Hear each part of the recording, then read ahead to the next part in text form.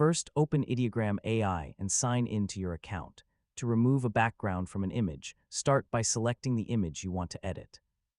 Open the image editing area and look for a background removal, background editing, or related image tool available in your current Ideogram AI workspace. Depending on the current version of Ideogram AI, the exact tool name and location may be different. Once you find the appropriate option, upload or select your image. For the best results, choose an image where the main subject is clearly visible and separated from the background. After selecting the image, start the background removal process if the feature is available in your current workflow.